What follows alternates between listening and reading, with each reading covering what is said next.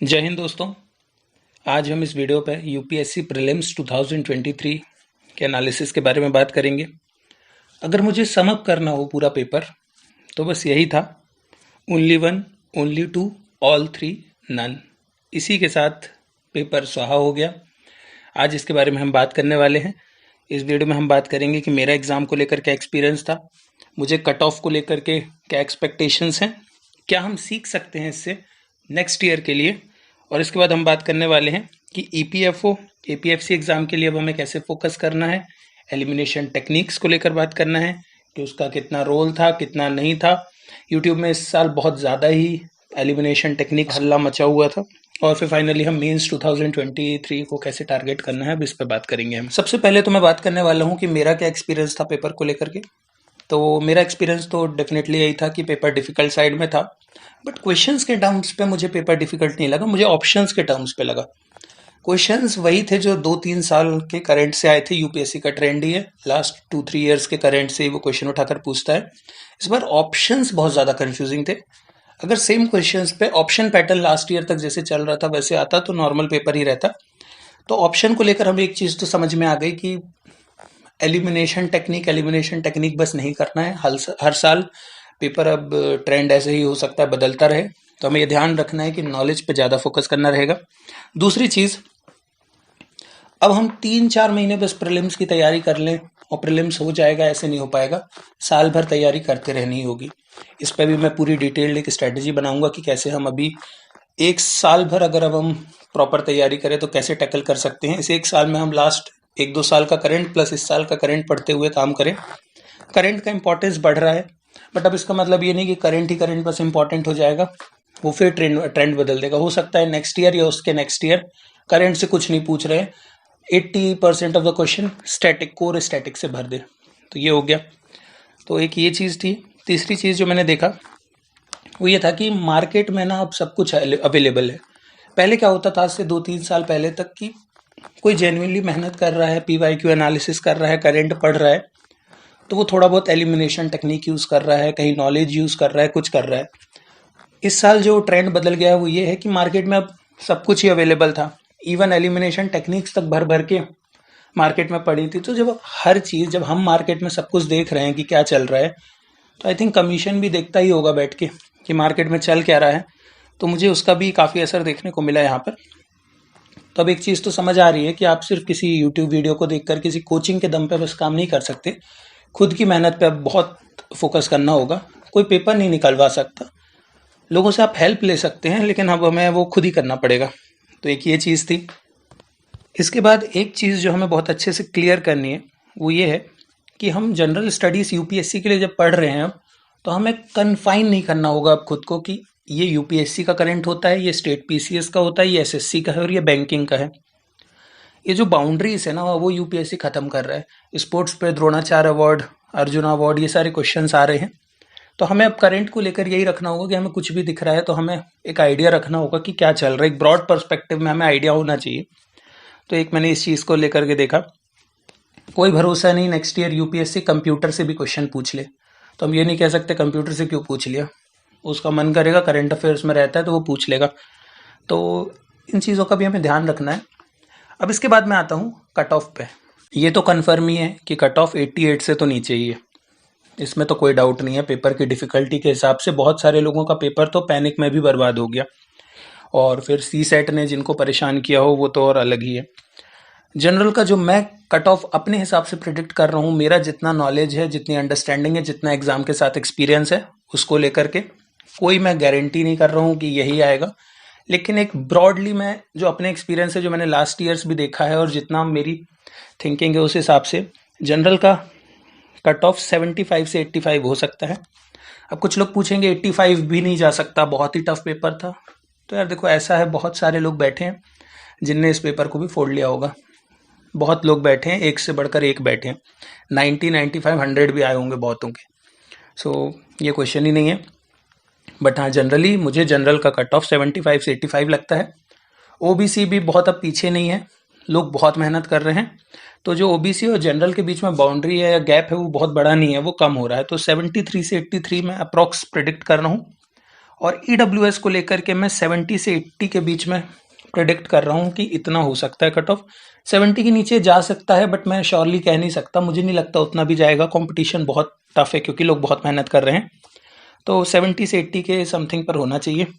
आप लोगों को अगर लगता है आपके हिसाब से कुछ, तो आप कमेंट करके ज़रूर बताएं। और इस चीज़ पे अब ज़्यादा हम सोच नहीं सकते। यूपीएससी 10-15 दिन में रिजल्ट दे ही देगा, तो हमें आइडिया लग जाएगा किसका हुआ है किसका नहीं। इसके बाद जो मैं मेन आपसे बात करना चाहता हूँ वो ये कि हम प्रीलिम्स 2024 के लिए हमें क्या करना है, उसके लिए हमें क्या लेसन मिलते हैं इस पेपर से। तो देखिए, किसी भी चीज़ को कंप्लीटली ना तो एक्सेप्ट करना चाहिए ना ही डिस्कार्ड करना चाहिए। अब मैं आपसे क्वेश्चन पूछूं कि एलिमिनेशन टेक्निक काम नहीं आई इस बार, तो उसका कोई रोल नहीं होता, ऐसा नहीं है।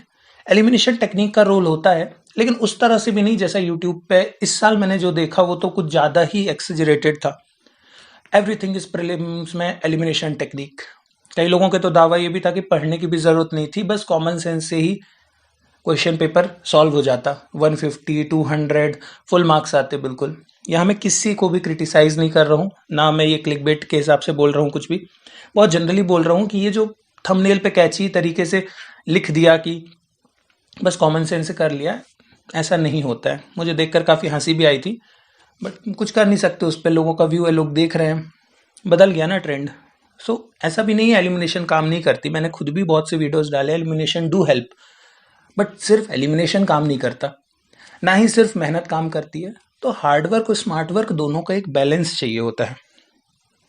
तो इस चीज़ को ध्यान रखें। ऑलरेडी इवन मैंने एक वीडियो पहले बनाया भी था, ऑलमोस्ट 1 मंथ पहले एग्जाम के, कि एलिमिनेशन टेक्निक्स को यूज़ करना, लेकिन मेहनत ज़्यादा इंपॉर्टेंट है। उसके भरोसे बस पेपर में मत चले जाना। जितने भी लोगों ने देखा था तो उनको आइडिया लगा होगा। और मैं ऑफलाइन भी जब पढ़ाता हूँ तो यही बोला था सारे अपने स्टूडेंट्स से कि पेपर देना तो एलिमिनेशन टेक्निक का रोल होगा, लेकिन नॉलेज से बड़ा नहीं है। आपका नॉलेज सुप्रीम होगा। अब हमें क्या करना है 2024 के लिए? साल भर पढ़ाई करनी है प्रीलिम्स के हिसाब से। आप मेंस कर रहे हैं, फर्स्ट अटेम्प्ट वगैरह आपका कोई दिक्कत नहीं, आप पढ़ें मेंस भी सब, लेकिन डेली 2-3 घंटे तो हमें प्रीलिम्स के हिसाब से भी काम करना है, फैक्ट्स याद करना है, स्टैटिक पढ़ना है। साथ ही साथ अब हमें थोड़ा सा रिसोर्सेज भी ब्रॉड करने होंगे। वही सेम रिसोर्सेज से बस अब काम नहीं चलने वाला है। तो यूपीएससी हिस्ट्री वगैरह में तो पता नहीं कहाँ से क्वेश्चन पूछ रहा है, हिस्टोरियन ही बनना पड़ेगा लग रहा है उसके लिए। तो एक ये चीज़ है। वैसे तो मैं पूरा डिटेल्ड एक वीडियो बनाने ही वाला हूँ किस तरीके से अब हमें 2024 का प्रीलिम्स टारगेट करना है। बट एक बात तो क्लियर समझ लीजिए, 18 to 24 मंथ्स के करंट से तो क्वेश्चन आते ही आते हैं, और वो आए भी हैं इस एग्जाम में। जैसे एक क्वेश्चन है Nagorno Karabakh reason, Armenia Azerbaijan conflict वाला। वो इस साल तो कम न्यूज़ में था, लेकिन लास्ट ईयर और उसके पहले बहुत न्यूज़ में था। तो यूपीएससी की आदत है ठंडा करके खाने की। वो तुरंत के तुरंत तो नहीं पूछ लेता है जनरली करंट, बट वो 1-2 साल के बाद पूछता ही पूछता है। तो ये, और अब पैटर्न्स हर साल चेंज हो सकते हैं, तो हम ऐसे सोच नहीं सकते कि अब पैटर्न चेंज नहीं होगा। उनकी मर्जी, वो जो चाहे वो कर लें। तो इस चीज़ का हमें ध्यान रखना है। इसके बाद क्वेश्चंस में इन डेप्थ एनालिसिस चाहिए हमें। सिर्फ हम बेसिक लेवल पर रट लें या कोई वीडियो देख लें, उससे बस काम नहीं होगा, खुद भी मेहनत करनी पड़ेगी उसको लेकर। इवन आई एम प्लानिंग कि साइंस एंड टेक्नोलॉजी और इन्वायरमेंट के लिए एक डिटेल्ड सीरीज, और सीसेट के लिए detailed all year practice series लेकर आए। जो भी सीरियसली यूपीएससी प्रिपेयर करना चाहते हैं नेक्स्ट ईयर के लिए, उनके लिए मैं खास करके सोच रहा हूँ। तो आप कमेंट करें तो हम फिर इसको भी स्टार्ट करते हैं। और इसमें जो लास्ट चीज़ है जो बहुत इंपॉर्टेंट है, वो है एक्सेप्ट करना इस फैक्ट को कि हमारा पेपर कोई नहीं निकलवा पाएगा, इंक्लूडिंग मी। ना मैं, ना कोई यूट्यूबर, ना कोई कोचिंग वाला। We all can help. आपको अगर कोई यूट्यूब में कुछ बता रहा है तो वो बुरा नहीं है।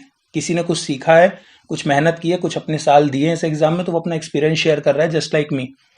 लेकिन मैं देखता हूँ काफ़ी हद तक, मेरे को लेकर भी है, लोग ब्लाइंड ट्रस्ट क्रिएट हो जाता है कि इस व्यक्ति ने जो बोल दिया, इनने जो बोल दिया वही सही है अब तो, और इसके आगे कुछ नहीं है। और किसी ने भी उसके अगेंस्ट कुछ बोला तो वो गलत है। जितने भी लोग हैं यूट्यूब पे ऑफलाइन, आप सबकी सुनिए, लेकिन अपनी बुद्धि भी लगाइए।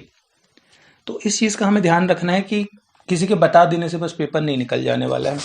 तो ये मैं अपने लिए भी बोल रहा हूँ, तो इस चीज़ का ध्यान रखना। अब मैं बात करता हूँ आपसे एलिमिनेशन टेक्निक को लेकर। वैसे कुछ है नहीं इसमें ज़्यादा, बट मैं ये कहूँगा जो भी आपने लास्ट ईयर तक एलिमिनेशंस देखे हैं, उसके पहले के पेपर्स में देखें। इवन इस ईयर का पेपर भी आप थोड़ा एनालिसिस करोगे तो आपको पता चलेगा इसमें भी कई जगहों पर हम एलिमिनेट कर पा रहे थे। तो उसको लेकर भी मैं बात आगे चल के वीडियो में बात करूँगा। किसी वीडियो में एलिमिनेशन टेक्निक कैसे काम की थी। बहुत ज़्यादा रोल तो नहीं था, लेकिन काफ़ी हद तक तो था रोल। तो एक ये चीज़ है। इसके बाद जो मैं फाइनल आपसे एक बात कहूँगा वो है EPFO को लेकर। कोई बात नहीं, अगर आपको डाउट लग रहा है कि इस पेपर में क्या होगा, 2023 में एक गोल्डन अपॉर्चुनिटी अभी भी है, 1 महीने का टाइम है। 2 जुलाई को पेपर है EPFO एंड APFC का। तो उसकी स्ट्रैटेजी पे मैं 1-2 दिन के अंदर अंदर एक डिटेल्ड वीडियो बना करके अपलोड करता हूँ, और उसकी तैयारी अब आप शुरू कर दीजिए। जो भी इसमें पढ़ना था वो तो पढ़ा ही है, हिस्ट्री ज्योग्राफी तो आएगी ही, साथ ही साथ कुछ जो एक्स्ट्रा चीज़ें हैं जैसे इंश्योरेंस, अकाउंटेंसी, उसकी तैयारी पर ज़्यादा फोकस कर लीजिए। तो एक ये चीज़ है। इसके बाद हमारा फाइनल आता है मेंस 2023 का। जो भी व्यक्ति कॉन्फिडेंट है कि मेरा पेपर निकल जाएगा, उनको मैं यही कहूँगा कि आप टाइम वेस्ट ना करें, 1 हफ्ते का ब्रेक लें। 4 या 5 जून से एक प्रॉपर शेड्यूल बना करके एग्ज़ाम की तैयारी शुरू कर दीजिए। जिनको भी लग रहा है वो कॉन्फिडेंट है तो कमेंट ज़रूर करें कि उनको लग रहा है एग्ज़ाम का। मेंस को लेकर के भी मैं एक प्रॉपर डिटेल्ड 3 मंथ्स के प्लान पे वीडियो लेकर आऊँगा 1 हफ्ते के अंदर अंदर। तो बस इन्हीं चीज़ों पे मुझे आज बात करनी थी। यही था मेरा ब्रॉड एनालिसिस और आगे की क्या स्ट्रैटेजी होगी। आई होप आपको समझ आया होगा। सो आज की वीडियो के लिए इतना ही। मिलते हैं नेक्स्ट वीडियो में। तब तक के लिए जय हिंद।